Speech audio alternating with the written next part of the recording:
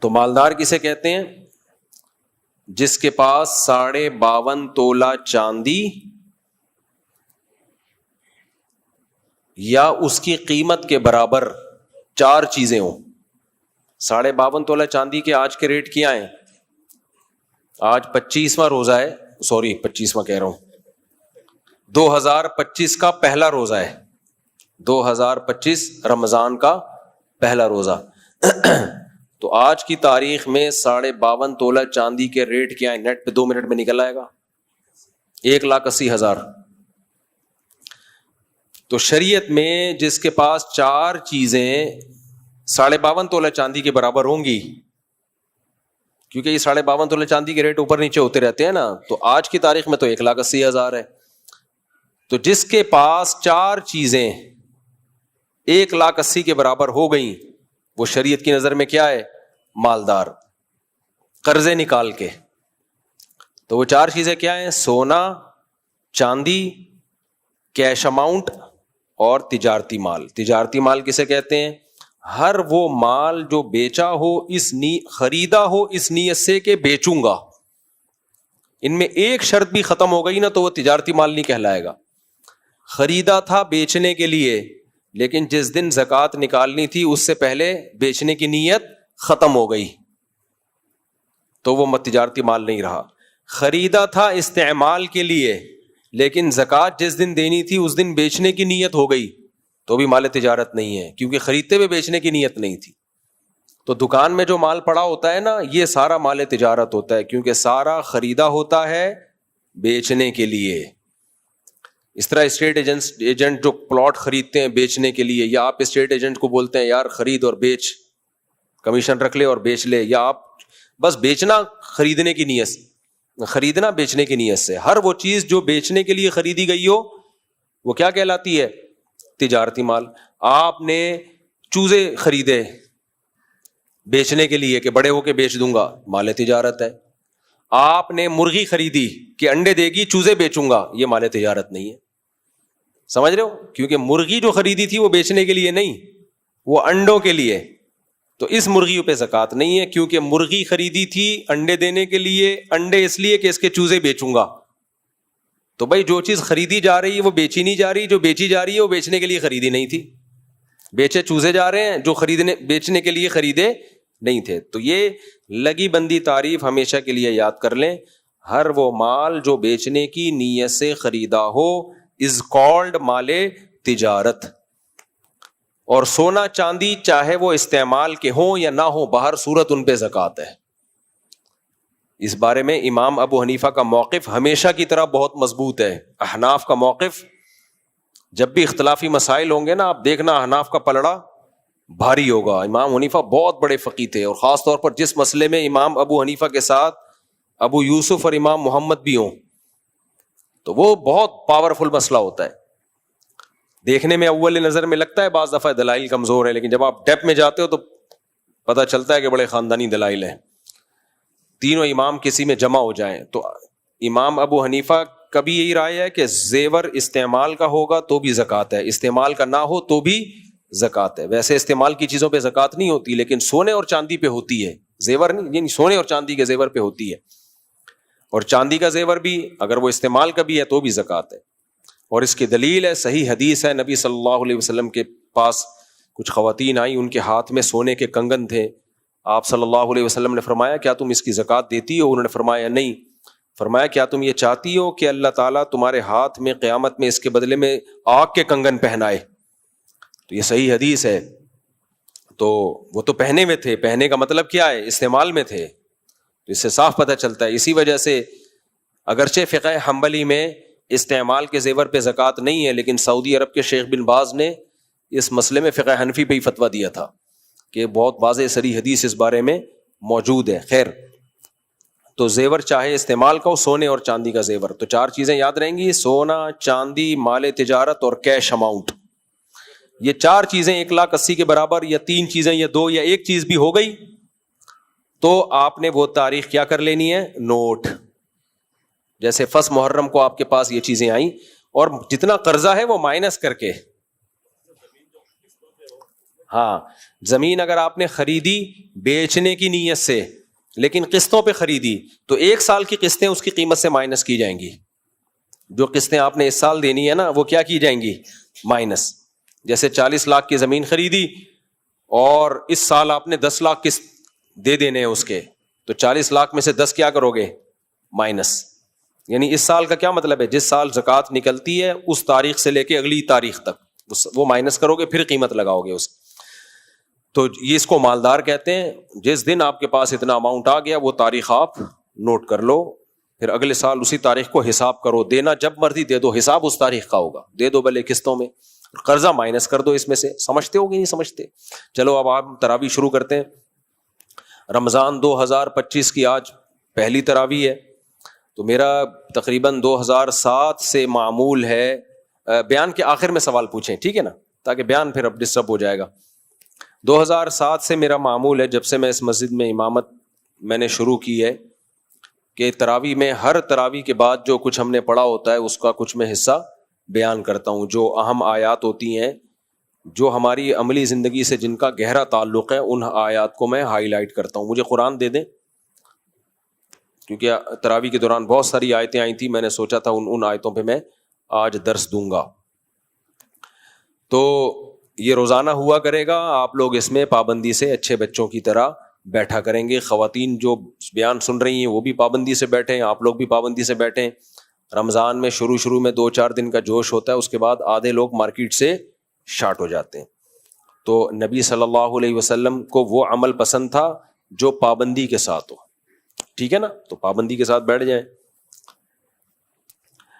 آج ہم نے سورہ بقرہ شروع کی ہے, سورہ فاتحہ سے. سورہ فاتحہ کی جو سب سے اہم ترین آیت ہے, پوری سورہ فاتحہ ہی سب سے اہم ہے, لیکن اللہ نے قرآن شروع کرنے سے پہلے ہم سے ایک معاہدہ کروایا ہے. وہ معاہدہ یہ کروایا ہے, ایاک نعبد و ایاک نستعین. 2 طبقے ہیں جن سے ہماری راہیں یہاں سے الگ ہو جاتی ہیں. دنیا میں نا 3 طرح کے لوگ مارکیٹ میں پائے جاتے ہیں. بیسک قسمیں انسانوں کی کتنی ہیں؟ بولو 3. بیسک قسمیں 3 ہی ہیں. ایک وہ جو بالکل سرے سے خدا کا انکار کر دیتے ہیں, ایتھیس, ملحد. آج کل یہ پڑھے لکھے طبقے میں زیادہ ہو رہے ہیں جو سائنس پڑھ کے جن کی کھوپڑی آؤٹ ہو جاتی ہے, تکبر پیدا ہو جاتا ہے. حالانکہ سائنس انسان کو اللہ کے قریب کرتی ہے, اللہ سے دور نہیں کرتی, لیکن تکبر انسان کو اللہ سے دور کرتا ہے. علم کے بعد اگر تکبر آ گیا نا, تو وہ چونکہ چند چیزیں ثابت ہو گئی ہیں, ہم دیکھ رہے ہیں کچھ چیزوں کی سائنسی لاجک جو ہمیں پہلے سمجھ میں نہیں آتی تھی اب سمجھ میں آنا شروع ہو گئی, تو ہم سمجھے اب ہمیں سب کچھ سمجھ میں آنا شروع ہو گیا. تو اب جو ہے ہم خدا کے بغیر بھی, یہ خوب یاد رکھو, ایک پوائنٹ کی بات کر کے بس آگے نکلتا ہوں. جب بھی کسی ایتھیس کی تقریر سنو نا, جو سائنس کے حوالے دے کے خدا کا انکار کر رہا ہو, ایک غلطی وہ لازمی کر رہا ہوگا اور اس کمبخت کا کے پاس اس کا جواب نہیں ہوگا, اور اس کو وہ پی جائے گا, اس کو وہ اسکپ کرے گا. جیسے قادیانیوں سے جب آپ مرزا غلام احمد قادیانی کی شخصیت پہ بات کرو گے کہ وہ شریف انسان تھا یا نہیں تھا, تو قادیانی زہر کا پیالہ پی کے 100 دفعہ مر جائے گا, اس سوال کا جواب دینے کی کبھی کوشش بولو نہیں کرے گا. وہ آپ کو ختم نبوت کے لفظ میں الجھائے گا کہ نبی خاتم النبیین کا یہ مطلب ہے, تو نہیں یہ مطلب ہے, تو ذلی نبی, تشریعی نبی وغیرہ وغیرہ میں الجھائے گا. کچھ بھی الٹا لٹک جائے گا, وہ اس پہ کبھی مناظرہ نہیں کرے گا کہ اس پہ ہم بحث کرتے ہیں کہ مرزا غلام احمد قادیانی شریف انسان تھا یا بدتمیز انسان تھا. وہ صحیح ہے نا, وہ شریف تھا ہی نہیں. آپ تجربہ کر کے دیکھ لو بھائی, اگر بالفرض نقل کفر نہ باشد, یہ ثابت بھی ہو جاتا ہے نبی آخری نبی نہیں تھے, تو کیا مطلب آپ کے بعد جو بھی نبی نبوت کا دعویٰ کرے مان لیں گے اس کو؟ تو نبی کا دعویٰ کرنے سے پہلے یہ ثابت کرنا پڑتا ہے کہ میں شریف انسان ہوں. نبوت کا دعویٰ اس کے بعد ہوتا ہے. تبھی ہمارے نبی صلی اللہ علیہ وسلم نے پہلے اپنا صادق اور امین ہونا ثابت کیا, پھر اپنا نبی ہونا ثابت کیا ہے. تو قادیانی یہ پہلا جو زیادہ امپورٹنٹ سوال ہے, اس کو کیا کر جاتے ہیں؟ اسکپ. تو اسی طرح یاد رکھو کہ ملحد اور ایتھیسٹ جو خدا کے منکر ہیں نا اور سائنس سے حوالوں سے ثابت کرتے ہیں یوں ہوا تھا پھر ایسے سیل بنا تھا وغیرہ وغیرہ, وہ ایک سوال کا جواب ٹھنڈے پیٹوں بڑے گھونٹ سے نکل جائے گا, وہ مر جائے گا, الٹا لٹک جائے گا, مناظرے کے دوران بحث کے دوران اس پر آئے گا ہی نہیں کبھی. آپ کو دائیں بائیں الجھائے گا کہ ایک سیل تھا پھر یوں ہوا پھر دیکھو یہ بھی انوالو ہوا, وہ بھی دیکھو اس میں بھی فلانے علاقے میں گیا تو اس کے جسم پہ بال نکل آئے, تو اس کا مطلب یہ جو چیزیں ہیں یہ چینج ہوتی ہیں انوائرمنٹ کے لحاظ سے, اس میں الجھاتا رہے گا آپ کو. ابے کمبخت تو پہلے اس کا جواب دے کہ جو مادہ جس میں چینجنگ کے بغیر چینجنگ نہیں ہو سکتی, انلاجیکل کام کوئی ہوتا نہیں ہے, تو اتنا بڑا انلاجیکل کام کیسے ہو گیا کہ یہ پورا بن کیسے گیا پوری کائنات. وہ پہلا نقطۂ آغاز جس کو آپ بگ بینگ تھیوری کہتے ہو, وہ انرجی کہاں سے آئی؟ انرجی مادے میں کنورٹ ہوگی یا مادہ انرجی میں کنورٹ ہوگا, تو اتنی بڑی انرجی, اتنی زیادہ انرجی, یہ اتنا سارا مادہ آ کہاں سے گیا؟ تو وہ الٹا لٹک جائے گا, کلابازیاں کھاتا رہے گا, بغلے جھانکتا رہے گا, اس سوال کا جواب کبھی بھی نہیں دے گا. بلکہ آپ کو اس سوال کا جواب دینے میں نا جو اعتراض اس پر ہو رہا ہے, الٹا آپ پر اعتراض کر کے آپ کو الجھائے گا, اور آپ کو الجھائے گا کہ اگر ہم مان لیں کہ کوئی خدا ہے تو پھر خدا خود سے کیسے وجود میں آ گیا. سمجھ میں بات آ رہی ہے کہ نہیں آ رہی؟ حالانکہ اس کائنات کے بارے میں تو فزکس کے لاز ہیں مرتب کہ چینجر کے بغیر چینجنگ نہیں ہوتی, تو کریٹر کے بغیر کریشن کیسے ہو گئی. یہ اس کائنات کے بارے میں سائنس کے لا ہیں. خدا کائنات سے بالاتر ہے, جو کائنات سے بالاتر ہے اس کو ہمیشہ ماننے کے لیے تیار نہیں ہے, اور جو کائنات ہماری کھوپڑی میں آتی ہے اس میں فرض کر کے بیٹھے ہوئے کہ وہ ہمیشہ سے ہو سکتی ہے. سمجھ میں آ رہی ہے بات کہ نہیں آ رہی ہے؟ یعنی جس کا ہمیشہ سے ماننا ممکن ہے, گاڈ, خدا جو ہماری عقل سے بالاتر ہے, اس کو ہمیشہ سے ماننے کے لیے کہتے ہیں کیسے ہو گیا بھائی, اس کو کس نے بنایا؟ اور جو کائنات جو ہمیشہ سے ہو ہی نہیں سکتی, جس میں سائنسی لاز اپلائی ہوتے ہیں, فزکس کے قانون اپلائی ہوتے ہیں کہ نہیں ہو سکتی بھائی, اس کو کہتے ہیں کہ کیا یہ ہمیشہ سے ہے. تو یہ پاگل پنے والی بات ہے. یہاں یہ جو بیس پوائنٹ ہے نا, یہ جو بنیاد ہے, اسٹارٹنگ پوائنٹ کائنات کا, اس کی ابتدا کس نے کی تھی؟ جب کچھ نہیں تھا تو کس نے بنا دیا؟ قرآن تو اس کا جواب دیتا ہے ایک ذات ہے جو کچھ کرنے میں کسی چیز کی محتاج نہیں ہے, اس کے ارادے کا نام ہے کن فیکون. کتنا آسانی سے حل کر دیا نا یہ عقدہ قرآن نے, آسمانی کتابوں نے. بھائی ایک ذات ہے, اس کو فقہا یا جو متکلمین ہیں وہ ٹرم یہ استعمال کرتے ہیں کہ اس کائنات میں دو قسم کے وجود ہیں, ایک واجب الوجود اور ایک ممکن الوجود. واجب الوجود اسے کہتے ہیں جس کا وجود اصل ہو, جو اپنے وجود میں غیر کا محتاج نہ ہو. اور دوسری چیز ہے یہ مادہ جو ممکن الوجود ہے, اس میں اس کا بھی امکان ہے کہ ہو, اس کا بھی امکان ہے کہ نہ ہو. تو ہونے کا کوئی سبب ہوگا تو ہو جائے گی, سبب نہیں ہوگا تو نہیں ہوگی. تو اللہ واجب الوجود ہے, اس کے ہونے کے نہیں, اس کے نہ ہونا یہ عجیب ہے. اس کا تو وجود اصل ہے, تو اس کا وجود اصل تھا, اس کے ارادے سے یہ کائنات پہلی مرتبہ وجود میں آئی. جب وجود میں آ گئی تو اس نے فزکس کے قوانین میں اس کو جوڑ دیا, وہ لا بنا کے چلا دیا اس کائنات کو. تو دنیا میں 3 طبقے ہو گئے. ایک طبقہ تو وہ جو کمبخت خدا کے وجود کا منکر ہے, اللاجیکل, وہ کہتے ہیں ہماری آنکھ بھی خود بخود بن گئی. وہ ڈیجیٹل کیمرے کے بارے میں تو نہیں کہتا خود بخود بن گیا, لیکن انسانی آنکھ کی کاپی ہے ڈیجیٹل کیمرہ, اس کے بارے میں پھینکتا ہے کہ یہ خود بخود بن گئی. صحیح ہے نا؟ تو یہ بہت بڑے پھینکو ہیں, اس لیے یہ سائنس جو کر رہے ہوتے ہیں نا, اس سے متاثر ہونے کی ضرورت نہیں ہے. تو سائنسی ایجادات سے آپ متاثر ہو, سائنسی جو تحقیقات ہیں ان سے آپ متاثر ہو. سائنسی ہوائی فائرنگ سے ہم متاثر نہیں ہوتے, کیونکہ جو کمبخت تم پہ بیسک سوال ہوتا ہے اس کو تم پی جاتے ہو. اور پھر یہ سائنسدانوں کا متفقون علیہ نظریہ بھی نہیں ہے. بہت سے سائنسدان خدا کو مانتے ہیں, وہ کہتے ہیں کہ یہ ہو نہیں سکتا کہ یہ خود بخود اتنا زبردست نظام وجود میں آ گیا ہو. تو ایک طبقہ وہ ہے جو کہتا ہے خدا نہیں ہے. دوسرا طبقہ وہ ہے جو میجورٹی ہے, جو ہمیشہ سے مانتا آیا کہ نہیں, کوئی نہ کوئی گاڈ بولو ہے. لیکن اس کے پھر 2 ٹکڑے, 2 فرقے ہیں. اس میں تو کوئی اختلاف نہیں ہے کہ خدا ایک ہی ہے. ہندو کیا کہتے ہیں, بھگوان کتنے ہیں؟ اصل بھگوان جو آسمانوں پر ہے وہ کتنے ہیں؟ منہ سے ارشاد فرمائے ایک.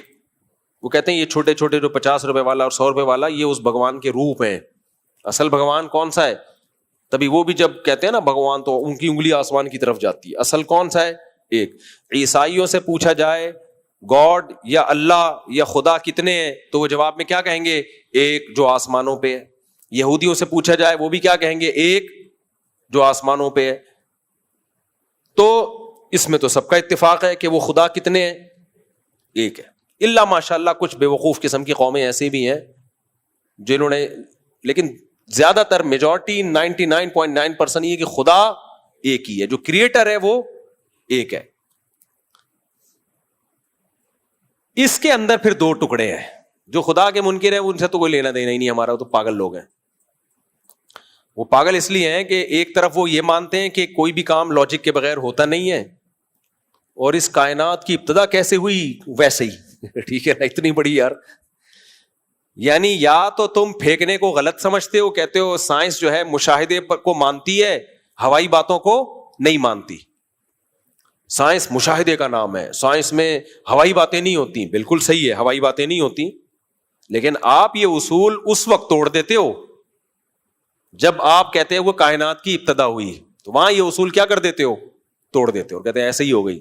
وہاں تو آپ نے بہت بڑی پھینکی, یعنی پھینکتے نہیں تھے, جب پھینکنے پر آئے تو اتنی بڑی پھینکی ہے کہ وہ کیچ ہو نہیں رہی ہے. خیر, تو جو ایک خدا کو مانتے ہیں نا, عیسائی ہیں, یہودی ہیں, ہندو ہیں, سکھ ہیں, سارے کیا کہتے ہیں؟ ایک. لیکن یہاں گڑبڑ ہو رہی ہوتی ہے.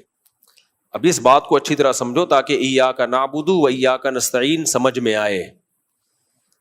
مسئلہ یہاں سے نہیں ہوتا ہمارا عیسائیوں سے یا ہندوؤں سے کہ بھگوان, اصل بھگوان کتنے ہیں, اصل خدا کتنے ہیں. مسئلہ یہاں سے ہوتا ہے پکار کے لائق, عبادت کے لائق, اسباب سے ہٹ کے اختیارات, بگڑی بنانے کے اختیارات اللہ کے سوا کسی اور کے پاس بھی ہیں یا نہیں ہے. قرآن یہ کہتا ہے کہ نہیں ہے. اللہ نے یہ سارے اختیارات اپنے پاس رکھے ہیں, کسی کو دیے ہی نہیں ہے اللہ نے. ہندو سے آپ پوچھو گے, ہندو کہے گا بھائی اصل بھگوان کون ہے؟ وہی ہے جو آسمانوں پر ہے. بھائی پھر ان بتوں کی عبادت کیوں کرتے ہو؟ ہندو کہے گا بھائی اس بھگوان نے ان کو بھی کچھ اختیارات دے رکھے ہیں. جیسے وزیر اعظم کے پاس اصل طاقت ہوتی تو کسی اور کے پاس ہے, لیکن ہونی کس کے پاس چاہیے؟ ہونی کس کے پاس چاہیے؟ وزیر اعظم کے پاس. اور خود وزیر اعظم کس کے پاس ہوتے ہیں؟ وہ اب استغفر اللہ سیاسی باتیں آ گئی. تو وزیر اعظم کے پاس اصل طاقت, پھر جھوٹ بولنے میں گناہ نہ ملے نا, رمضان جھوٹ بول لیتے ہیں یار, ہوتی ہے دنیا میں اصل طاقت کس کے پاس ہوتی ہے؟ وزیر اعظم کے پاس ہوتی ہے.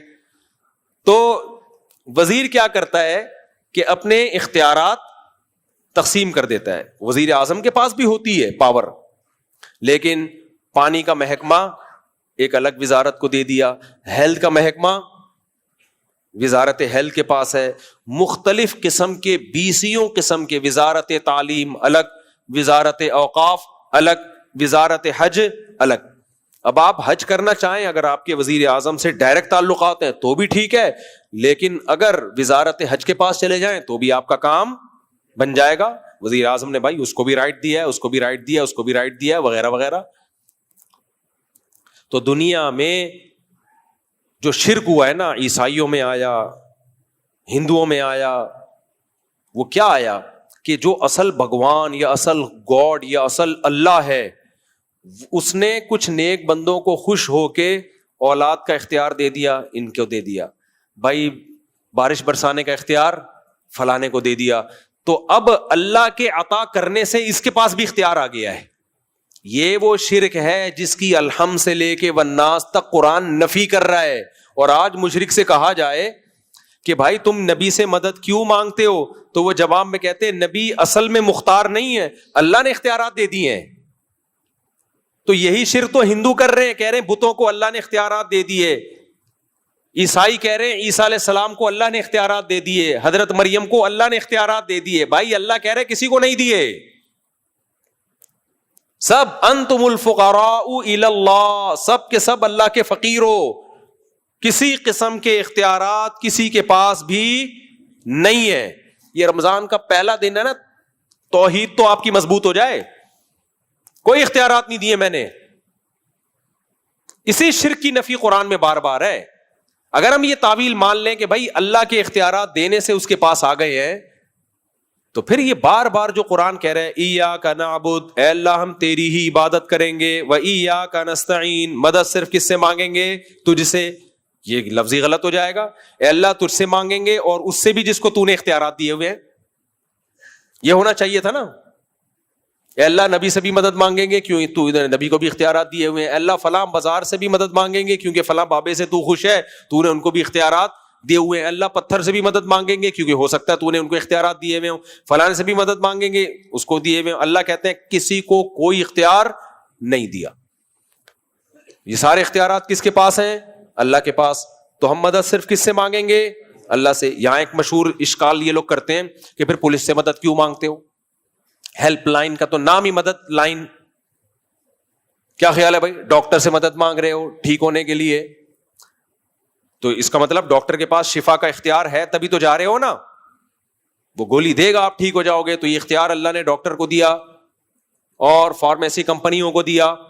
آپ کو امریکہ جانا ہے, یہ اختیار ٹریول ایجنٹ کو دیا, وہ آپ کے ڈاکومنٹ بنا کے آپ کو بھجوا دے گا.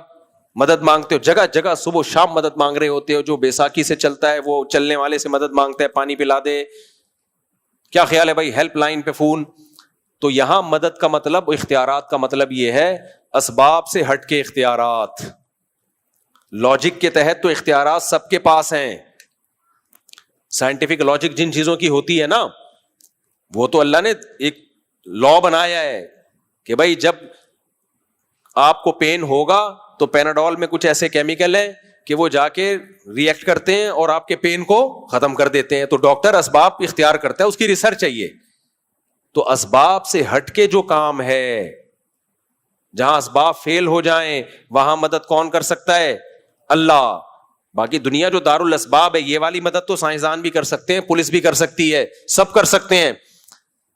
جہاں سائنسی قوانین فیل ہو رہے ہوں وہاں مدد کس کے ہاتھ میں ہے؟ اللہ کے. کیونکہ جب کائنات نہیں تھی تو کوئی سائنسی لا تھا جو کائنات پہ اپلائی کر کے اس کو بنا دیا جاتا. جب کچھ تھا ہی نہیں تو فزکس کے لا کہاں سے آ گئے؟ تو پہلی دفعہ اللہ نے پیدا کیا اپنی قدرت سے, کلمہ کن کی طاقت سے. ہو جا, ہو گئی, بس ختم. تو پہلی دفعہ کائنات کیسے وجود میں آئی ہے؟ اللہ کے ارادے سے. کچھ بھی نہیں تھا, کچھ بھی نہ ہو تو کچھ بنا سکتے ہو آپ. دیکھو نہیں آئے گی مثال, بات سمجھ میں آئے گی نہیں. آپ دیکھو, آپ گھر میں بیگم کے پاس ہے, بیگم مجھے روٹی بنا دو. بیگم نے کہا آٹا ختم, آٹے کے بغیر بنا دو. بیگم نے پلاسٹک کی روٹی بنا دی. آپ نے کہا پلاسٹک کی روٹی, یہ کیا بنا دیا؟ بھی آٹے کی روٹی چاہیے, آٹا ہے ہی نہیں تو کیسے بنا دوں؟ آپ نے کہا چلو آج پلاسٹک کی کھا لیتا ہوں. اگلے دن آئے, بیگم روٹی بنا دو. اس نے کہا پلاسٹک پڑی ہے, پلاسٹک بھی ختم ہو گئی ہے. اب نہ پلاسٹک ہے, نہ توا ہے, نہ آگ ہے, نہ چمٹا ہے, نہ چینی ہے, نہ گھی ہے, نہ کچھ بھی نہیں ہے. کسی کا باپ بھی اب روٹی بنا سکتا ہے؟ اب سائنسدان آ گئے, فزکس کے لا, بگ بینگ تھیوری ہوا تھا, پھر فلا. بھائی بس کر یار, کچھ بننے کے لیے پہلے سے کچھ ہونا بولو ضروری ہے. کچھ بھی نہ ہو تو پھر کچھ بھی نہیں ہوتا. پھر ایک ایسی ذات چاہیے جس کے پاس بغیر کسی سبب کے بھی کچھ کرنے کی طاقت ہو. وہ کن کہے گا اور روٹی آ جائے گی آپ کے سامنے. وہ کلمہ کن استعمال کرے گا اور توا آ جائے گا. وہ کلمہ کن کہے گا کہ ہو جا اور وہ چیز ہو جائے گی. وہ کن کی طاقت, ہو جا کی طاقت کس کے پاس ہے؟ اللہ کے پاس. اور وہ اللہ اپنی قدرت دکھاتا بھی رہتا ہے. پہلی دفعہ تو اللہ نے اس کائنات کو بنانے میں دکھا دی, دوسری دفعہ آدم کو مٹی سے بنانے میں دکھا دی. عیسائی کہتے ہیں نا بغیر باپ کے عیسیٰ کیسے پیدا ہو گئے, بغیر باپ کے کیسے پیدا ہو گئے. اس کا مطلب معاذ اللہ خدا ان کا باپ ہے, نقل کفر نباشت. اللہ نے کہا آدم کیسے پیدا ہو گئے, وہ تو نہ باپ نہ ماں. تو جیسے آدم کو بغیر باپ اور ماں کے مٹی سے پیدا کر دیا, تو عیسیٰ کو تو پھر بھی ماں تھی, باپ نہیں تھے. اس میں کون سی اچنبے کی بات ہے بھائی؟ اور دوسری بات, قدرت کے کمالات تو تم صبح شام دیکھ رہے ہو. جو پانی میں سافٹ ویئر انسٹال کر دے کہ وہ پانی ماں کے رحم میں جائے اور اس میں آنکھ ناک کان دل دماغ جگر پیدا ہو جائے, یہ بھی کلمہ کن کی طاقت سے ہی ہو سکتا ہے. خود بخود نہیں ہو سکتا. اور میں ایک بات کہہ کے بس آگے چلتا ہوں. یہ سائنسدان جو لوگ جو کہتے ہیں نا کھربوں سال پہلے ونس اپون اے ٹائم ایسا ہوا تھا, یہ بچہ ماں کے پیٹ میں 9 مہینے میں بن کے تیار ہو جاتا ہے. اگر یہ پروسیس سائنسدانوں نے اپنی آنکھوں سے نہ دیکھا ہوتا, خدا کی قسم اس بچے کو دیکھ کے یہ کہتے یہ کھربوں سال میں بنا ہے, کھربوں سال میں یہ بنا ہے, حالانکہ پانی سے 9 مہینے میں بن کے تیار. یہ تو دیکھ لیا نا, دیکھ لیا جا کے, اس لیے اور اس کی لاجک سمجھ میں آ گئی یار یہ تو ایسے ہوتا ہے. ورنہ اگر یہ پروسیس اپنی آنکھوں سے صبح شام نہ دیکھا ہوتا تو بچہ اگر کہیں نظر آتا نا, سائنسدانوں نے کیا کہنا تھا, کھربوں اربوں سال میں جا کے یہ کچھ چیز وجود میں آئی ہے. تو یہ سب حقائق سے ان کا تعلق نہیں ہے, باتیں ہیں. گورنمنٹ کی طرف سے باتیں کرنے پر کوئی پابندی نہیں ہے, کرتے رہو. کون جا کے کھربوں سال پہلے کی اخبار نکال کے دیکھے گا؟ پھینکتے رہو پھینکتے رہو. تو میں نہیں کہہ رہا کائنات کھربوں سال پرانی نہیں ہو سکتے, اس سے بھی پرانی ہو, لیکن انسان اتنا پرانا نہیں ہے جتنا یہ بیان کر رہے ہیں. خیر, اچھا, ان ملحد لوگوں کی باتوں میں ٹکراؤ بہت ہوتا ہے. یہ جو انسان کی بتاتے ہیں نا ایوالو کتنے سالوں میں ہوا ہے, ایک طرف یہ بتاتے ہیں اتنے سالوں میں ہوا ہے, جو زمین کی عمر بتاتے ہیں وہ اس سے کم ہے. یہ عجیب سی بات ہے, زمین میں ایوالو پہلے ہو گیا اور زمین پہلے, انسان پہلے بن گیا, زمین بعد میں بنی. خیر, تو پہلا لفظ یہ ہمیشہ اپنے دماغ میں بٹھا لو, ایاک نعبد و ایاک نستعین. اے اللہ ہم تیری ہی عبادت کرتے ہیں اور مدد صرف اور صرف تجھ سے مانگتے ہیں, تیرے سوا کسی سے مدد نہیں مانگتے. لہذا یا رسول اللہ مدد, یا غوث اعظم مدد, قبروں پہ جا کے وہاں مرادیں ماننا اور یہ سب چیزیں اپنی ہسٹری سے نکال دو. نبی کریم صلی اللہ علیہ وسلم سے وفا کا تقاضا یہ ہے کہ آپ سے دعا نہ مانگی جائے, کیونکہ نبی توحید لے کر آئے ہیں. یہ نبی کی محبت نہیں ہے کہ آپ نبی ہی سے مدد مانگنا شروع کر دیں. جو لوگ یہ کہتے ہیں نبی سے مدد مانگنا حرام ہے, ان کو گستاخ رسول کہا جاتا ہے. تو پھر تو عیسائی بھی جو عیسیٰ کو اللہ کا بیٹا نہیں مانتے اس کو بھی گستاخ رسول کہتے ہیں, ان کو عیسیٰ علیہ السلام کی توہین کرنے والا کہتے ہیں. تو توحید کی یہ تو سورہ فاتحہ اللہ نے شروع کہاں سے کی ہے, ایاک نعبد و ایاک نستعین. اے اللہ صرف تیری عبادت اور مدد صرف تجھی سے مانگی جائے گی. تو یہ معاہدہ کروانے کے بعد پھر اللہ کے قرآن بتاتا ہے ہمیں. پھر قرآن میں اللہ تعالیٰ نے اس صورت میں جو سورہ بقرہ ہم نے پڑھی ہے, بنی اسرائیل کا بہت زیادہ تذکرہ کیا ہے. کیوں کیا ہے؟ میں پہلے وہ 3 قسمیں مکمل کر دوں. ایک تو جو اللہ کو مانتے نہیں, ایک جو مانتے ہیں لیکن مانتے تو ہیں کہ ایک ہے بنانے والا, لیکن وہ کہتے ہیں اس سے بھی مانگنا جائز, اس سے بھی مانگنا جائز, اس سے بھی مانگنا جائز. بھائی یہ کسی سے مانگنا جائز نہیں, اللہ کے سوا کوئی عبادت کے لائق نہیں ہے, نہ عیسیٰ ابن مریم, نہ حضرت مریم, نہ پیغمبر صلی اللہ علیہ وسلم, نہ غوث اعظم, کوئی بھی نہیں. صرف کون ہے؟ ایک ہے جس نے ہمیں بنایا. تو یہ تیسرا طبقہ ہے جو جنتی ہے. ان کے علاوہ سب فی النار, الحم سے لے کے والناس تک قرآن کہتے ہیں یہ سب آگ میں, یہ ناکام ہے. تو ایک ہی طبقہ جنت میں جائے گا. تو اللہ تعالیٰ نے اس صورت میں بنی اسرائیل کا بہت زیادہ تذکرہ کیا. کیوں تذکرہ کیا؟ اس لیے کہ جیسے ہمیں اللہ نے کتاب دی, ہم سے پہلے موسیٰ علیہ السلام کو بھی دی, عیسیٰ علیہ السلام کو بھی دی, انہوں نے اپنے پیغمبروں کے ساتھ کیا کچھ کیا. تو اللہ ہمیں بتا رہے ہیں کہ تم اسلام کے ساتھ ایسا مت کرنا. وہ کیا گڑبڑ کرتے تھے, آج وہ سارے جرائم اس امت میں بھی موجود ہیں. گڑبڑ یہ کرتے تھے, ایک آیت یہاں پر آئی, فرمایا کہ ان الذین یکتمون ما انزلنا من البینات والہدی من بعد ما بیناہ للناس, کہ ہم نے تورات اور انجیل میں ہدایت نازل کی, حق اور باطل کو بیان کیا. ان کے علماء کیا کرتے تھے, جو باطل علماء تھے وہ ان آیتوں کو چھپاتے تھے. ایک اور جگہ پہ اللہ نے فرمایا یحرفون الکلم عن مواضعہ, یہ بہت امپورٹنٹ آیت ہے. جو آیت جس مقصد کے لیے نازل ہوتی تھی نا, اس کو اس مقصد سے ہٹا کر کسی دوسرے رخ پہ لگا دیا کرتے تھے. اس کو کہتے ہیں معنوی تحریف. کیا کہتے ہیں اس کو؟ معنوی تحریف. بھئی آیت تو ہے, ہم مانتے ہیں قرآن اللہ, یہ تورات اللہ کا کلام ہے, انجیل کس کا کلام ہے؟ اللہ کا, لیکن اس کا یہ مطلب نہیں ہے. بھئی کیا مطلب ہے اس کا؟ وہ مطلب ہے جو ہم بتا رہے ہیں. اور یہ کام کرتے کیوں تھے؟ پبلک کو خوش کرنے کے لیے، کیونکہ پبلک خوش رہے گی تو ہدیے اور نذرانے بولو آتے رہیں گے. آج جو لبرل اور سیکولر قسم کے علماء آ رہے ہیں نا سوسائٹی میں، ان پر بھی یہ آیت پورے طور پہ صادق آتی ہے، اور جو بدعتی علماء ہیں ان پر بھی پورے طور پہ صادق آتی ہے یہ آیت. بدعتی لوگ کیا کرتے ہیں، قرآن میں جو توحید کی آیتیں ان کا مطلب اٹھا کے چینج کرتے ہیں تاکہ یا رسول اللہ مدد کے نعرے لگتے رہیں، یا علی مدد کے نعرے لگتے رہیں، لوگ ہمیں عاشق رسول کہہ کے ہدیے اور نذرانے دیتے رہیں. حالانکہ قرآن کہتا ہے قل لا يعلم من في السماوات والارض الغیب الا اللہ، اے نبی کہہ دیجیے غیب کا علم اللہ کے سوا کسی کو نہیں ہے. کتنی واضح آیت ہے. نبی سے بار بار وہ پوچھا کرتے تھے کہ آپ بتائیں، آپ یہ چشمے جاری کر دیں، آپ بتائیں قیامت کب قائم ہوگی. تو نبی نے فرمایا کہ انما انا بشر مثلکم، میں تمہاری طرح کا انسان ہوں. بھائی انسان کے پاس مستقبل کا علم نہیں ہوتا، جو باتیں اللہ مجھے بتا دیتا ہے تو میں بتا دیتا ہوں، مجھے کیا پتا قیامت کب قائم ہوگی. اور تم جو مجھ سے پوچھتے ہو کہ چشمے جاری کر دیں اور یہ باغات پیدا کر دیں، حل کنت الا بشر رسولا، میں تو صرف بشر ہوں اور اللہ کا رسول ہوں، انسان ہوں. تو جیسے انسان کے پاس یہ طاقت نہیں ہوتی کہ وہ اشارہ کر کے چشمے جاری کر دے، تو میرے پاس بھی طاقت نہیں ہے. جو میرا دعویٰ ہے اس پر مجھ سے دلیل مانگو، جو میں نے دعویٰ نہیں کیا اس پہ مجھ سے دلیل مت مانگو. اب آج لوگوں نے تحریف کر کے کیا کر دیا.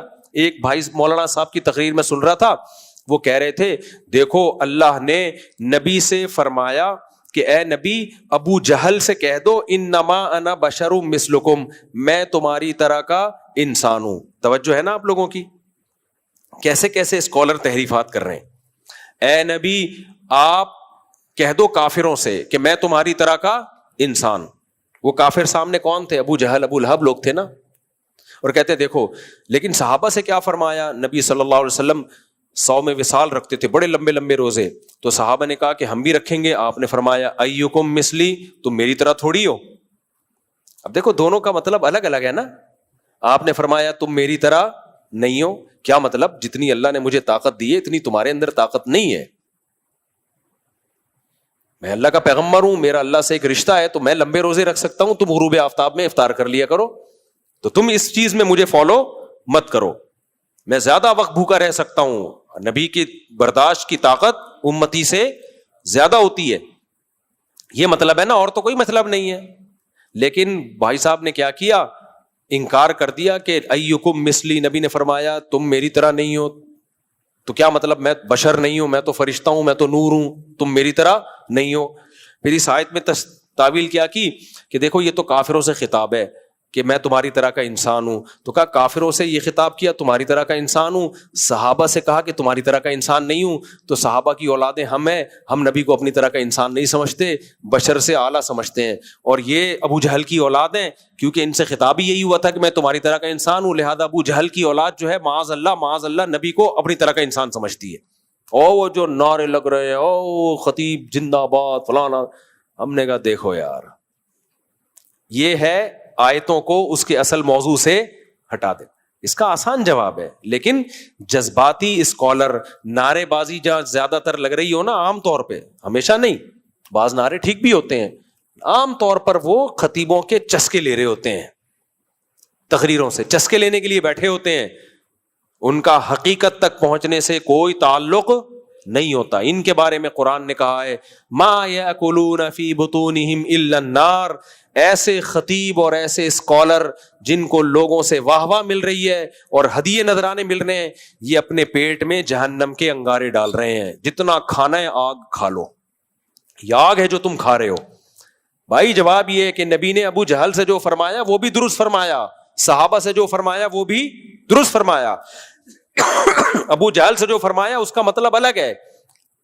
مطلب میں تمہاری طرح کا انسان ہوں، یعنی حقیقت اور ماہیت میں بشر ہوں.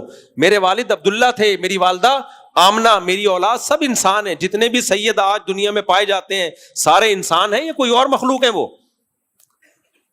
اور یہ جو صحابہ سے آپ نے فرمایا میں تمہاری طرح نہیں ہوں، کیا مطلب؟ میرے اندر برداشت کی قوت تم سے زیادہ، وجہ اس کی یہ کہ میں پیغمبر ہوں, میرا اللہ سے تعلق تم سے زیادہ. تو اس کا کون منکر ہے بھائی؟ اس کائنات میں سب سے زیادہ اللہ کے قریب کون تھے؟ محمد صلی اللہ علیہ وسلم. اور سب سے زیادہ خواہشات پہ قابو پانے کی طاقت کس کے پاس تھی؟ محمد صلی اللہ علیہ وسلم کے پاس. تو یہ کمال ہے آپ صلی اللہ علیہ وسلم کا. لیکن کیسے خطیب نے ان کو گھمایا. تو اس لیے میرے بھائی مشرک کی مغفرت کا کوئی چانس نہیں ہے. لوگ ہمیں کہتے ہیں آپ اتنی شدت کیوں کرتے ہو, مشرک جہنم میں, مشرک کے پیچھے نماز نہیں ہوتی, مشرک سے نکاح نہیں ہوتا, تو آپ کیوں سختی کرتے ہو؟ ہم نہیں کرتے, قرآن نے سختی کی ہوئی ہے اس بارے میں. اس لیے اپنی جانوں پہ رحم کھاؤ. کل بھی ایک کا فون آیا کہ میری بیگم مزاروں پہ جاتی ہے, باباؤں سے دعائیں مانگتی ہے, میرا نکاح باقی ہے یا نہیں. میں نے کہا پہلے سے کرتی تھی تو نکاح ہوا ہی نہیں ہے, اور اگر اب کر رہی ہے تو نکاح آپ کا مارکیٹ سے شارٹ ہو گیا ہے.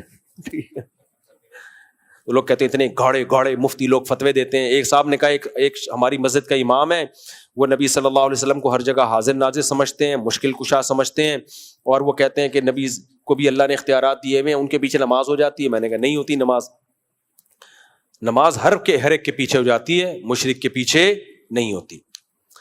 تو کہتے ہیں یار یہی تو مولویوں نے آپس, وہ کہتا ہے اس کے پیچھے نہیں ہوتی, وہ کہتا ہے اس کے پیچھے نہیں ہوتی, وہ کہتا ہے وہ والا کہے گا اس کے پیچھے نہیں ہوتی. یہ کبھی بھی حق تک پہنچنے کا ذریعہ نہیں ہے. آج کل نا کچھ اسکالر زیادہ فنٹر بنتے ہیں, وہ کہتے ہیں ہم امت میں جوڑ پیدا کر رہے ہیں.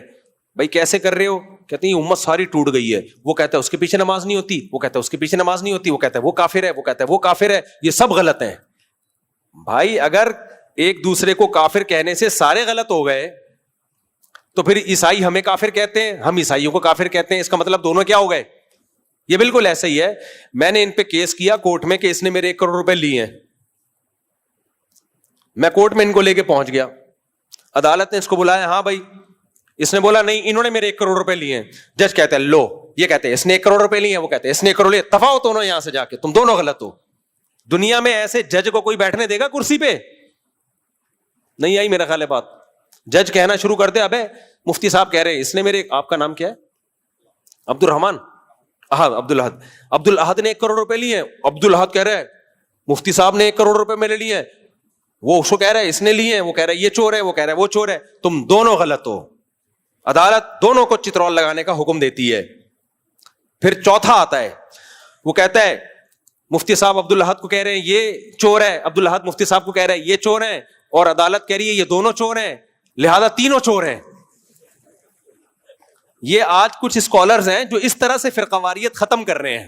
سمجھ میں آ رہی ہے بات کہ یہ سارے فرقے غلط ہے. وہ کہتے ہیں اس کے پیچھے بھائی اس میں دیکھا جائے گا کون صحیح کہہ رہا ہے اور کون غلط کہہ رہا ہے. ایسے نہیں ہو جاتا کہ میں نے کہا اس نے چوری کی, عدالت میں آ کے اس نے کہا اس نے چوری کی, عدالت کہے گواہ لے کر آؤ بھائی. دلائل سے جس کا صحیح ہونا ثابت ہو جائے وہ صحیح ہے, اور جس کا چور ہونا ثابت ہو جائے وہ کیا ہے؟ چور. ہم بھی بعض دفعہ کہتے ہیں فلانے کے پیچھے نماز نہیں ہوتی, وہ کہتے ہیں ہمارے پیچھے نہیں ہوتی. لوگ کہتے ہیں سیکولر لبرل لوگ کہتے ہیں, اور کچھ اسکالر کہتے ہیں دونوں ہی غلط ہیں. دیکھو یہ ایک دوسرے کے پیچھے نماز نہیں پڑھتے. تو بھائی ایک دوسرے کے پیچھے اگر کوئی نماز نہیں پڑھ رہا تو اس کی اگر معقول ریزن شریعت سے دیکھی جائے گی, پھر فیصلہ کیا جائے گا اس میں صحیح کون ہے اور غلط کون ہے. تو شریعت سے اگر آپ تو قرآن نے کہا ہے فلا وربک لا یؤمنون حتی یحکموک فیما شجر بینہم, جب بھی ان میں اختلاف ہوگا تو شریعت سے فیصلہ کروایا جائے گا. جس کو شریعت صحیح کہے گی اس کو صحیح کہا جائے گا, جس کو شریعت غلط کہے گی اس کو غلط. یہ نہیں کہا جائے گا کیونکہ دونوں ایک دوسرے کے پیچھے نماز نہیں پڑھتے لہذا دونوں غلط ہیں, یا دونوں ایک دوسرے کو کافر کہتے ہیں لہذا دونوں کیا ہیں؟ غلط ہیں. آج کل یہ منجن چل رہا ہے مارکیٹ میں, وہ کہہ رہے ہیں یہ غلط ہے, وہ کہہ رہے ہیں یہ غلط ہے, یہ دونوں ہی غلط ہیں. تو اس لیے ہم اتنے براڈ مائنڈڈ نہیں بنتے کہ امت میں جوڑ پیدا کرنے کے لیے مشرک کے پیچھے بھی نماز کی اجازت دے دیں. اتنے براڈ مائنڈڈ ہمارا اپنا مذہب ہوتا تو ہم اجازت دے دیتے. ہمارا تھوڑی ہے بھائی, یہ دین کس کا ہے؟ اللہ کا ہے. تو میں اس جوڑ کا قائل نہیں ہوں کہ آپ جوڑ پیدا کرنے کی شرعی حدود ہی توڑ دیں. ایک باؤنڈری اللہ اس کے رسول نے کھینچی ہے, اس باؤنڈری کو جوڑ پیدا کرنے کے لیے کراس کرنے کی اجازت نہیں ہے. ہاں جوڑ اس طرح سے پیدا ضرور ہو سکتا ہے کہ ایک دوسرے کے خلاف نفرت انگیز تقریریں نہ کریں, آپ اپنا عقیدہ 2 اور 2 4 کی طرح بیان کر دیں, جس نے ماننا ہے مان لے, نہیں ماننا ہے نہ مانے. اب ہم یہ نہیں کرتے کہ جو شرک کر رہا ہے جا کے بندوق پکڑ کے اس کو توحید کرانا شروع کر دیں. ہم سمجھ رہے ہو, یہ نہیں ہم کرتے. بھائی ٹھیک ہے, جس کو نہیں سمجھ میں آ رہا وہ جو جیسے سمجھ میں آ رہا ہے ویسے کر لے. کیا فیصلہ کون کرے گا قیامت کے دن؟ اللہ تعالیٰ کر لے گا. ہندو بھی تو ہزاروں بتوں کی پوجا کرتے ہیں. کبھی ہم نے کسی ہندو کے سر پہ کھڑے ہو کے بولا بھائی کیوں کر رہا ہے تو پوجا؟ ہم اس کو بتا دیں گے بھائی اللہ آخرت میں تم سے پوچھے گا, اور وہ بھی جب بتائیں گے جب وہ ہم سے پوچھ بھی نہیں رہا تو پھر ہم بتائیں گے بھی نہیں اس کو. ابھی کیا ہوا, پھر ملاوی میں غیر مسلم آیا مسلمان ہونے کے لیے نا, تو مجھے اس کی زبان نہیں آتی تھی, تو میں نے ایک ساتھی کے ذمہ لگایا کہ ان کو سمجھاؤ عقیدہ توحید کیا, مسلمان ہونا چاہتے ہیں, اسلام کے ایکسپلین کرو. انہوں نے جو ایکسپلینیشن کی پورا حاجی عبدالوہاب صاحب کا بیان شروع کر دیا. ہماری آنکھ اللہ کے حکم سے دیکھتی ہے, ہمارے کان اللہ کے حکم سے سنتے ہیں, ہم چکھتے زبان سے, لیکن کس کا ارادہ ہوتا ہے. میں نے کہا بھائی بس کر دے یار, سیدھا سیدھا اس کو موٹا موٹا عقیدہ توحید بتا دے. اچھا میں اردو میں کہہ رہا تھا کہ وہ ان کو افریقی زبان میں ٹرانسلیٹ کرے نا, وہ پھر ٹرانسلیشن میں وہ لمبی تقریر. میں کہا تو ہی کر لے بھائی, اس کو میں نہیں کر رہا. تو اس کو وہ اسلام کے موٹے موٹے عقائد سکھا دو بھائی. اتنی ڈیپ میں جا کے اللہ کے حکم سے ہم دیکھتے ہیں, اللہ کے حکم سے, بھائی اس کو سیدھا سیدھا موٹی موٹی چیزیں, وہ پاگل ہو جائے گا گھر جا کے. میں دیکھ رہا ہوں, یہ میں نہیں دیکھ رہا, یہ میں نہیں دیکھ رہا, اللہ دکھا رہا ہے مجھے. کچھ لوگوں کو وہم ہو جاتا ہے اس میں. ایک صاحب کو میں نے کہہ دیا کہ آپ کو اس دوا سے فائدہ ہوا, کہتے ہیں استغفر اللہ استغفر اللہ, دوا سے نہیں, فائدہ تو اللہ سے ہوتا ہے, دوا تو محض ایک ذریعہ ہے. میں نے کہا تو پورا کھسکے گا بتا رہا ہوں میں, پوری تیرے ہل جائے گا پورا بتا رہا ہوں میں. تو سب کو ایک یہ طے شدہ بات ہے یار, اللہ چاہے گا تو دوا سے فائدہ ہوگا, نہیں ہوگا تو نہیں ہوگا. یہ تو مسلمان کے انڈرسٹوڈ ہے, یہ تو طے شدہ بات ہے. بار بار اس کا تذکرہ کرنا تو یہ تو وہمی ہونے کی علامت ہے. تو اتنا زیادہ ایکسٹریم لیول پہ وہمی بننے کی ضرورت نہیں ہے. مسلمان کا پہلے سے طے شدہ عقیدہ ہے. تبھی تو قرآن نے بھی کیا کہا ہے, قرآن بھی غیر ضروری احتیاط کا حکم نہیں دیتا, غیر ضروری احتیاط. اب قرآن ایک جگہ یہ کہتا ہے کہ حلال و حرام کرنا صرف کس کا کام ہے, اللہ کا. لما تحرم ما احل اللہ لک, اے نبی جس چیز کو اللہ نے حلال کیا آپ اس کو حرام نہیں کر سکتے. لیکن قرآن دوسری جگہ کہہ رہے ہیں ہم نے نبی کو بھیجا اس لیے کہ اللہ کہ وہ عیسیٰ ابن مریم کو اس لیے بھیجا یا دوسرے پیغمبروں کو اس لیے بھیجا کہ وہ جن چیزوں کو انہوں نے حرام کیا ہوا ہے اس کو حلال کر دیں, جس کو حلال کیا ہوا ہے اس کو حرام کر دیں. اب ایک طرف اللہ کہہ رہے حلال حرام میں کرتا ہوں, ایک طرف اللہ کہہ رہے نبی کریں گے. تو واضح بات ہے کہ جب اللہ نے ایک دفعہ بتا دیا کہ میرا اختیار ہے حلال و حرام کرنے کا, تو یہ بات اب طے ہو گئی ہے. اب ہر دفعہ اس کو ریپیٹ کرنے کی ضرورت نہیں ہے. اب اگر اللہ کہہ رہے ہیں کہ نبی حلال کریں گے تو مطلب یہ ہے کہ کریں گے نہیں, کرے گا کون, اللہ. لیکن چونکہ اس کی بیان نبی کی زبان سے ہوگا تو اس لیے اس نبی کی طرف نسبت کی جا رہی ہے. تو یہ بلا وجہ کی احتیاطیں قرآن نے بھی نہیں کی ہیں وہمی بنانے کے لیے. کل کیا ہوا ہے, آج بعض لوگ نا ادب تعظیم کے مسئلوں کو اتنا پیچیدہ کر کے بتاتے ہیں, آدمی کہتا ہے بس میں تو بے ادب ہی ہوں. وہ ایک ہسپتال, وہ کل کسی نے مسئلہ پوچھا تھا نا, وہ ہسپتال میں اس بیچارے کا رخ قبلے کی طرف ٹانگے اس کی مریض کی. اب ہسپتالوں میں پورا سیٹ اپ چینج کرنا پڑتا ہے, اس کی وہ پلنگ کو چینج کرنا آسان نہیں ہے. تو مریض کا علاج کرتے ہوئے اس کو ڈر لگ رہا ہے اس کی ٹانگیں کہاں جا رہی ہیں, قبلے کی طرف جا رہی. میں نے کہا بس کر دے میرے بھائی, اگر ٹانگیں قبلے سے ہٹائی نا اور ڈرپیں لگی ہوئی ہوتی ہیں اس کے, کبھی آپریشن تھیٹر میں ہوتا ہے, تو ادب کا تقاضا یہی ہے کہ قبلے کی طرف پاؤں نہ کیے جائیں. لیکن کوئی ضرورت مجبوری ہو تو پھر کوئی مسئلہ, ادب کو مسلط نہیں کر لینا چاہیے اپنے اوپر کہ کچھ بھی زمین آسمان ادھر سے ادھر ہو جائے, بے ادبی نہ ہو. بے ادبی بری چیز ہے, لیکن جہاں ضرورت ہوگی تو وہ بے ادبی کہلاتی نہیں ہے. تمام فقہا لکھتے ہیں کہ مریض آدمی جب بیٹھ کے نماز پڑھے تو اگر ٹانگیں موڑنا اس کے لیے مشکل ہے تو قبلے کی طرف پاؤں کر لے, قبلے کی طرف پاؤں کر کے نماز پڑھے. وہ تو وجہ اس کی ہے کہ ضرورت ہے بھائی. اب وہ قبلے کی طرف گھومے جا رہا ہے, وہ نہیں ہو رہا, تو وہ تو گھٹنا ٹوٹے گا بیچارے کا. خیر, تو کہاں سے کہاں بات چلی گئی, جلدی جلدی بس سمیٹوں. تو بھائی توحید کے معاملے میں ایسا نہیں ہے کہ آپ کو چھوٹ کی اجازت ہو اس میں. دوسرا مسئلہ یہاں اللہ نے یہ بیان کیا, پہلا مسئلہ سمجھ میں آ گیا عقیدہ توحید آج کی صورت میں. دوسرا مسئلہ اللہ نے بتایا کہ جو لوگ بھی اللہ کی آیات میں تحریف کرتے ہیں اور اس کو اصل جگہ سے ہٹاتے ہیں, جو دو طرح کے طبقے کرتے ہیں, ایک بدعتی لوگ, ایک جو سیکولر علماء آج کل آ رہے ہیں مارکیٹ میں, لبرل سیکولر علماء. حضرت عیسیٰ کی حیات کا انکار کر دیا, حالانکہ قرآن کی آیت کا ہمیشہ سے یہی مطلب سمجھا جاتا رہا ہے, سارے صحابہ تابعین تبع تابعین, کہ قرآن جب کہہ رہا ہے وما قتلوہ وما صلبوہ, انہوں نے عیسیٰ کو قتل نہیں کیا نہ سولی پہ لٹکایا, بر رفعہ اللہ الیہ, اللہ کہتے ہیں میں نے اپنی طرف اٹھا لیا. آج ایسے اسکالر مل جائیں گے آپ کو, وہ کہتے ہیں یہاں اٹھانے کا مطلب بلند مرتبہ دے دیا یا ویسے کر دیا یا ایسے کر دیا, اور بڑی لمبی چوڑی افلاطونی تقریریاں, کیونکہ لوگوں کو خود قرآن آتا نہیں ہے تو لوگ ان کے جھانسے میں آ جاتے ہیں. جیسے بنی اسرائیل کے جو جاہل جو تحریف کرنے والے علماء تھے نا, پبلک ان کے جھانسے میں آ رہی تھی نا, تبھی تو اللہ نے کہا کہ ان کی یہ پیٹ میں آگ کے انگارے ڈال رہے ہیں, کیونکہ پبلک ان سے متاثر ہو رہی تھی. تو صرف پبلک کا متاثر ہونا کسی شخصیت سے یہ اس کی دلیل نہیں ہوتی کہ یہ برحق عالم ہے. آپ کا علم اسلاف تابعین تبع تابعین سے میچ کرنا چاہیے, کیونکہ اس زمانے کے لوگوں کی نبی نے گواہی دی ہے. حضرت ابو ہریرہ سے صحیح بخاری میں ہے کہ عیسیٰ ابن مریم قرب قیامت میں نازل ہوں گے, اور آپ نے قرآن کی آیت دلیل کے طور پہ پڑھی ہے. یہ بخاری کی حدیث آپ کے سامنے پیش کر رہا ہوں. فرمایا اگر تم چاہو تو قرآن کی آیت پڑھو. حضرت عیسیٰ نے یہ بیان کیا, پہلے نبی کی حدیث بیان کی کہ عیسیٰ ابن مریم قرب قیامت میں نازل ہوں گے. آج پروفیسر غامدی صاحب نے حضرت عیسیٰ کے نزول کا بولو انکار کر دیا اور آیتوں کو گھمایا پھرایا. یا توفا کا یہ مطلب ہے, تو یہ تو اب لوگوں کو قرآن آتا نہیں ہے تو متاثر ہو جاتے ہیں وہ. اچھا پھر گڑبڑ پتہ ہے کیا ہوتی ہے, جب ہم ان مسائل پہ شدت سے رد کرتے ہیں تو لوگ کہتے ہیں دیکھو غامدی صاحب کتنے آرام سے رد کرتے ہیں اور یہ مولانا صاحب کتنے غصے میں رد کرتے ہیں. فروعی مسائل جو اختلافی ہو نا امت میں, ان میں شدت سے رد کرنا جائز نہیں ہے. ان میں دلائل دونوں طرف ہوتے ہیں, لیکن جب مسئلہ اجماعی ہوگا نا تو چونکہ دین سے علماء کو محبت ہے, ان کو لگتا ہے کہ یہ تو اتفاقی مسائل میں تحریف ہو رہی ہے, تو ان کا غصہ آنا بد اخلاقی نہیں ہے بلکہ غیرت اور حمیت کا تقاضا ہے کہ یار اتنے بڑے بڑے مسائل کو آپ نے پینا شروع کر دیا. ہر جگہ خوش اخلاق نہیں ہوتے, غیرت کی کمی کی وجہ سے بھی بعض دفعہ آدمی کے اخلاق اچھے ہو جاتے ہیں. دیکھو کوئی شخص آیا, آپ کی چپل آپ کی اجازت کے بغیر پہن کے دکان چلا گیا, واپس آیا, آپ ایک دم آگ بگولا ہو گئے, بد اخلاق ہو, یار غلطی ہو گئی, سوری بھی کر رہا ہے, چھوڑ دو. یہاں آپ کے لال پیلے نیلے ہونا کس کی علامت ہے؟ اور ایک دفعہ ہوا ہے تو یار اتنا غصہ نہیں ہے, یار تمہارا دوست ہی ہے. لیکن چپل استعمال کی, اللہ نہ کرے نامناسب مثال ہے, بیگم استعمال کر لی, استغفر اللہ, بیگم لے کے چلا گیا,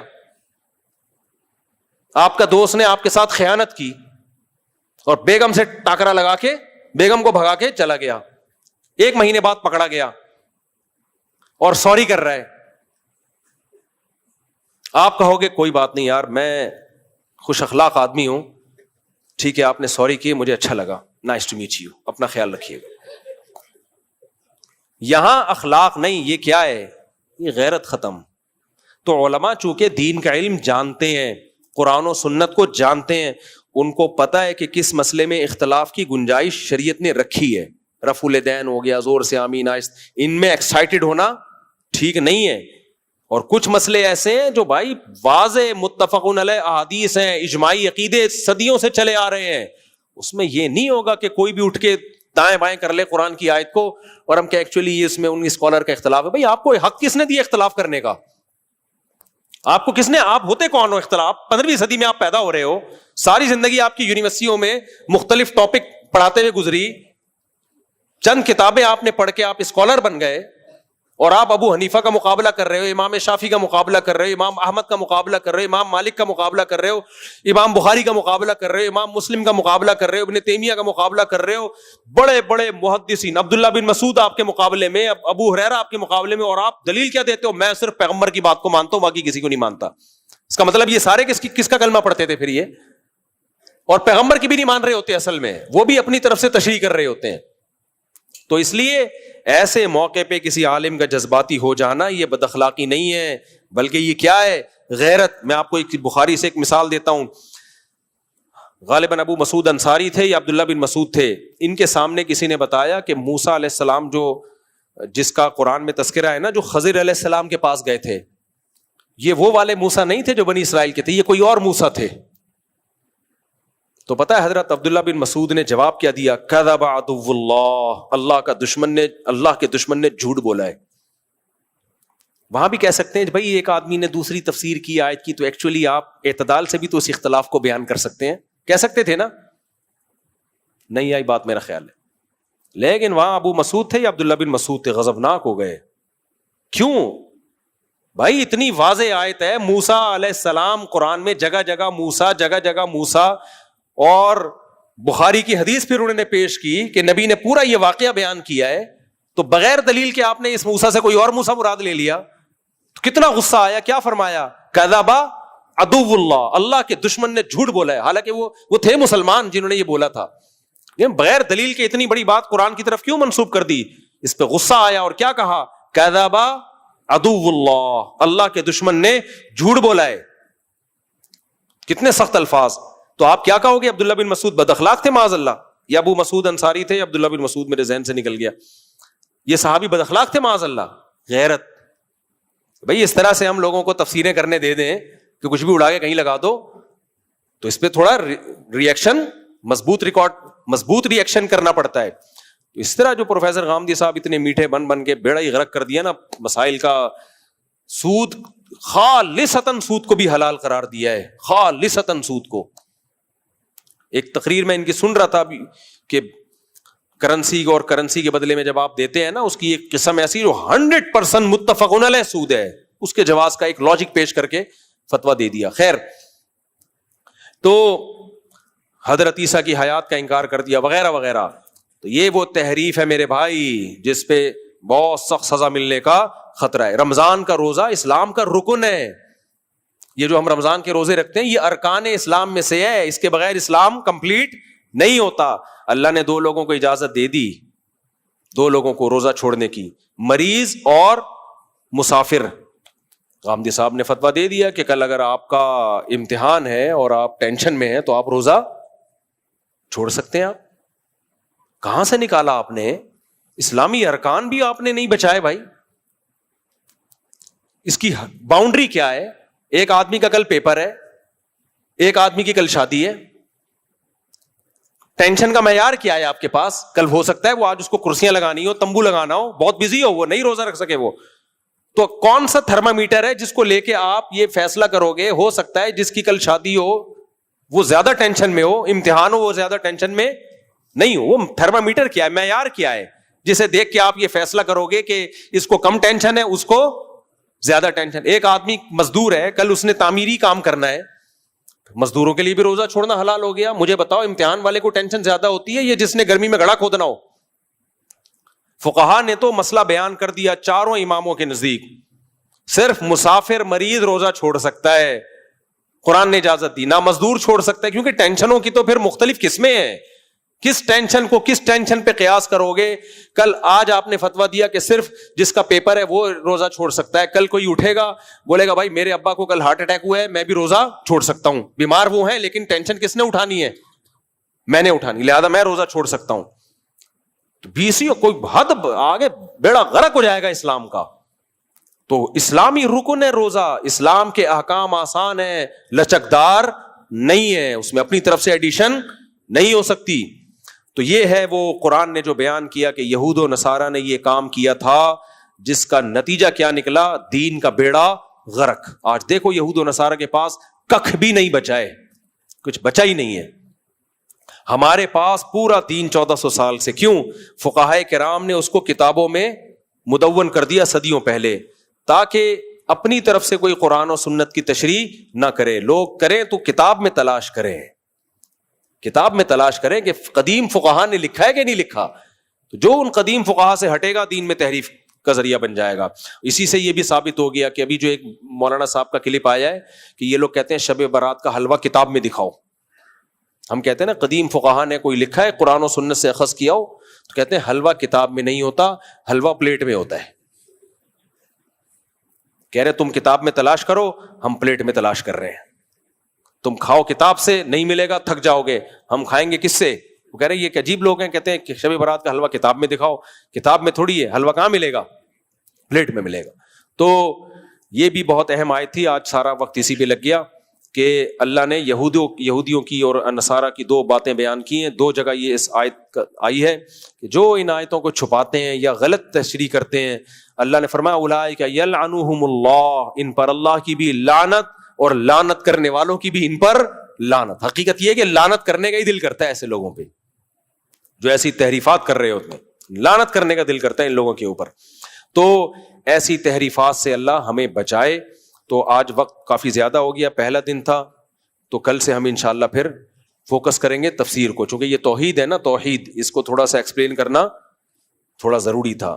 ایاک نعبد و ایاک نستعین, تو دیکھو ہم جب اسکول پڑھتے تھے سینٹرل آئیڈیا کیا ہے اس کا, کہتے تھے نا, وہ ایک ٹاپک ہے, مضمون ہے اس کا, سینٹرل آئیڈیا کیا ہے.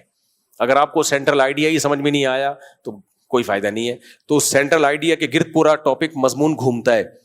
تو قرآن کا بھی ایک سینٹرل آئیڈیا ہے, پورا قرآن اسی کے گرد گھومتا ہے. وہ سینٹرل آئیڈیا ہی یہی ہے, ایاک نعبد و ایاک نستعین. اس میں ہم دو قوموں سے بچ جاتے ہیں, ایک خدا کے انکار کرنے والوں سے بھی, کہ ہم انکار کرنے والوں میں نہیں ہیں, اور ہم مشرکین میں سے بھی نہیں ہیں. اللہ کہتے ہیں وما یؤمن اکثرهم باللہ الا وهم مشرکون, بہت سے لوگ جو اللہ پہ ایمان لاتے ہیں شرک کے ساتھ. تو ہم نے اپنے آپ کو ان دونوں طبقوں سے بچانا ہے بھائی. ہم خدا کے منکر بھی نہیں ہیں اور مانتے بھی صرف کس کو ہیں, ایک کو, اور صرف زبان سے نہیں مانتے, وہ تو مشرک بھی زبان سے مانتے تھے, اب بھی مشرک زبان سے مانتے ہیں کہ ایک ہی ہے, عملی طور پر بھی کہ عبادت صرف اسی کی کرتے ہیں. یہ سینٹرل آئیڈیا آپ کی کھوپڑی شریف میں بیٹھنا بہت ضروری تھا. تو کل سے انشاءاللہ پھر ہم پراپر وے میں سورہ بقرہ کی تفسیر شروع کریں گے. اللہ تعالیٰ سمجھنے کی, عمل کی توفیق عطا فرمائے. وما علینا الا البلاغ.